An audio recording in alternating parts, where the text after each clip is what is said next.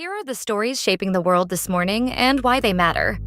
The U.S.-Iran Memorandum of Understanding meant to end the war has been thrown into uncertainty after planned talks in Switzerland were postponed and fighting continued in Lebanon. The framework was electronically signed, with Donald Trump signing at the Palace of Versailles, and it lays out a 60-day process aimed at ending the conflict. It includes provisions on Iran's uranium, sanctions relief, maritime access, and a U.S.-led development or reconstruction fund valued at $300 billion. But the gap between the language of the deal and events on the ground remains significant. The memorandum says military operations on all fronts, including Lebanon, will be immediately and permanently terminated. A senior Israeli official, U.S. officials, and two Hezbollah sources said Israel and Hezbollah had agreed to an immediate ceasefire. Even so, Lebanon's health minister said at least 47 people were killed after Israeli airstrikes, while Israel said 4 Israeli soldiers were killed. Israel also said its troops were still operating inside Lebanon despite the memorandum. The maritime provisions are among the first concrete changes. The United States said it lifted the blockade on maritime traffic entering and exiting Iranian ports and coastal areas as of Thursday. Iran said vessels transiting the Strait of Hormuz must submit requests to the Persian Gulf Strait Authority, with no fees for 60 days. For shipping workers, port communities, energy markets, and families dependent on imported goods, those details matter because maritime restrictions can quickly raise costs and disrupt daily life.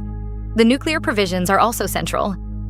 The deal calls for dilution of Iran's highly enriched uranium under supervision of the International Atomic Energy Agency.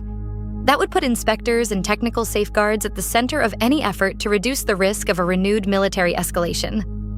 Supporters of diplomacy argue that verifiable steps are better than open-ended war, especially when civilians across the region have carried the heaviest burden. Still, reactions in Israel and the United States have been skeptical and sharply divided. Critics in the U.S. say the deal restores the pre-war status quo. Republican Senator Bill Cassidy called it a major foreign policy blunder. Israelis interviewed about the agreement were also skeptical, reflecting deep distrust after months of conflict and fear over future attacks. Donald Trump publicly criticized Benjamin Netanyahu, saying the Israeli leader was endangering the deal. The postponement of talks at the Bergenstock Mountain Resort in Switzerland now leaves the process in a fragile place. The memorandum exists, and some steps have been announced, but the fighting in Lebanon and the political backlash show how difficult it will be to turn a signed framework into a durable peace. For families in Lebanon, Iran, Israel, and across the Gulf, the immediate question is whether leaders can make the ceasefire language real before more people are killed. NATO defense chiefs met at alliance headquarters in Brussels as European governments prepare for a shift in how the alliance plans for its own defense. Secretary General Mark Rutte described the moment as a landmark and called the transformation NATO 3.0, arguing that old assumptions about U.S. troops and equipment flowing quickly into Europe in a Russia contingency are no longer sufficient. The meeting comes as the United States reviews troop and equipment planning, and as European NATO members confirm plans to boost their own defense capabilities. U.S. Defense Secretary Pete Hegseth welcomed that decision. Rutte defended the review, saying NATO is changing because the security environment has changed and because Europe needs more capacity of its own. The practical meaning is that the United States will review each NATO country's current capability and reassess how many troops it needs available. That could affect everything from military bases and supply depots to defense manufacturing, transportation networks, and public budgets. For workers, it may mean new investment in infrastructure, logistics, and equipment production. For families, it may also mean national debates about how much should be spent on defense when housing, healthcare, energy bills, and schools are also under pressure. Reporters pressed Rutte on whether European allies had been closely consulted. He did not give specific details on that consultation. He also did not directly answer whether the U.S. review was meant to punish European countries for not participating in the Iran war. Those unanswered questions matter because NATO is built on trust and collective planning, not just spending targets. European governments have been under growing pressure to do more for their own defense since Russia's full-scale invasion of Ukraine in 2022. A more capable Europe could make the alliance more balanced and more resilient. But the shift also raises concerns about coordination and democratic accountability. Decisions about troop levels and equipment are strategic, but they are also public choices involving taxpayers, service members, defense workers, and communities living near military facilities. Rutte's message was that NATO is adapting, not weakening. The challenge now is whether that adaptation can be managed openly and fairly, with European countries building real capacity while avoiding a fragmented approach that leaves gaps. For ordinary people across Europe, the stakes are not abstract. Security planning shapes budgets, jobs, energy routes, and the confidence that governments can deter aggression without drifting into unnecessary conflict. Flights at all major Moscow airports were suspended for safety reasons after Ukrainian drone attacks, creating major disruption in and around the Russian capital. Russian authorities said at least 180 drones were shot down over Moscow, while the Moscow mayor cited nearly 200. Russian media described it as the largest attack on Moscow in 2 years. Ukraine said it targeted a Moscow oil refinery for the second time this week. Ukraine's president called the strike a justified response to attacks originating from Russia. The attack brought the war's reach back to the Russian capital, where air travel was halted and Russia's busiest airport evacuated passengers. An apartment building and a shopping center were also hit, according to the report.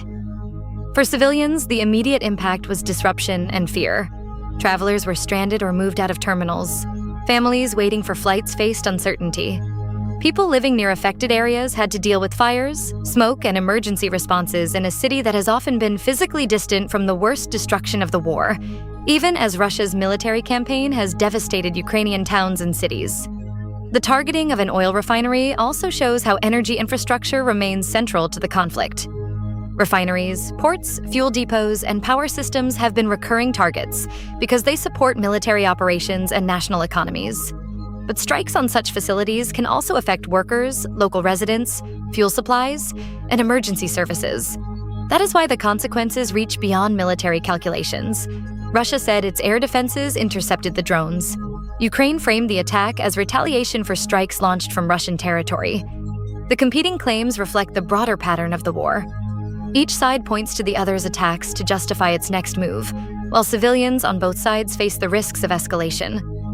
The shutdown of Moscow's airports is also a reminder that modern war can interrupt ordinary life far from front lines. A single wave of drones can affect aviation, commuting, emergency response, insurance, energy markets, and families trying to get home. The constructive path remains difficult but clear. Reducing attacks on civilian areas and critical infrastructure would be a meaningful step toward protecting ordinary people, even while the wider diplomatic path remains blocked. European Council President Antonio Costa is facing criticism after an attempt to open diplomatic channels with Moscow without wider consultation among European leaders. Russia said it is open to dialogue with European Union countries but will not accept ultimatums. The move has exposed a sensitive debate inside Europe over how and whether to communicate with the Kremlin while Russia's war against Ukraine continues. Costa directed his chief of staff to open channels with Moscow.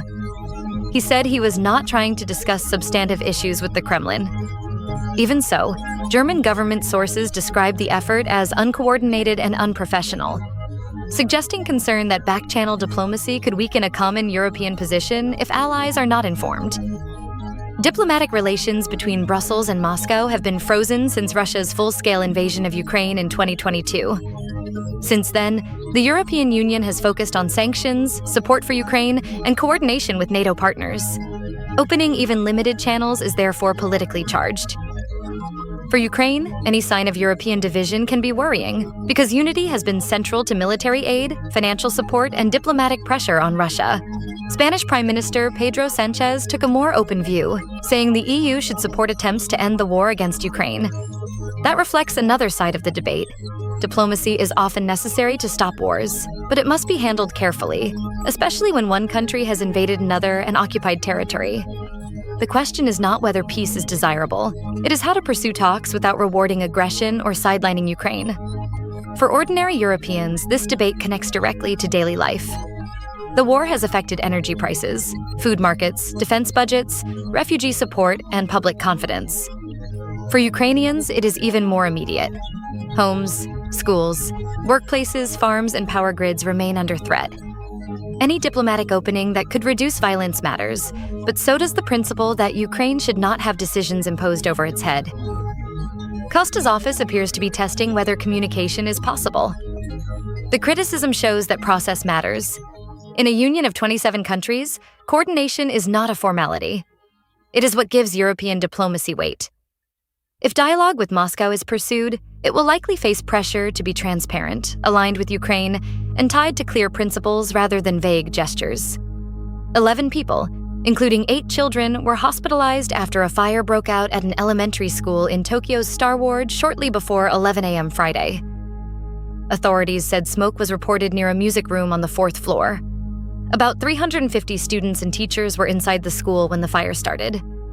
The evacuation appears to have prevented a worse tragedy. Authorities said all students and teachers were evacuated, and firefighters took about 3 hours to put out the blaze. About 75 fire engines and other emergency vehicles were mobilized, showing the scale of the response in one of the world's densest urban areas. Among those hospitalized, 1 child broke an arm during the evacuation. Another child and a teacher were badly hurt. The injuries are serious, and for families waiting for news, even a successful evacuation can be terrifying. Schools are supposed to be among the safest places in a child's life. When a fire breaks out during the school day, parents, teachers, and emergency crews are all forced into fast decisions under intense pressure. Children escaped from upper-floor classrooms, and some waited for ladder rescues. The 4th floor location of the smoke report made evacuation more complicated, especially for younger students. The response underscores why fire drills, clear exits, trained staff, and well-maintained safety systems matter. Those preparations can sound routine until the moment they save lives. Tokyo authorities have not reported that anyone remained inside after the evacuation. That is the most important outcome in the early reporting. The focus now is likely to turn to the cause of the fire, the condition of the injured, and whether safety procedures worked as intended. For teachers and school staff, emergencies like this are a reminder that their responsibilities extend beyond lessons in classrooms. For families, they raise practical questions about building safety, communication during crises, and support for children after frightening events. The constructive lesson is that preparedness and rapid public services matter. In this case, a large emergency response and an orderly evacuation appear to have helped prevent a much higher toll. Myanmar's pro-democracy leader Aung San Suu Kyi turned 81 on Friday while still detained, with her location undisclosed and concerns growing about her health. Myanmar's military-backed government says she is under house arrest, but it has not said where she is. She has been detained since the military coup in 2021. Aung San Suu Kyi was convicted on corruption and other charges in a trial held under military rule. Her supporters and many international observers have long questioned the legitimacy of the proceedings. Her second son, Kim Aris, speaking from Britain, said he does not know where she is or whether she is well. That uncertainty has renewed calls for her unconditional release. The government announced in April that she had been moved to house arrest, but without independent access, the claim is difficult to verify.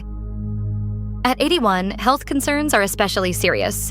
Detention without transparency can become a form of pressure not only on the person held, but also on family members and supporters who are left with little information.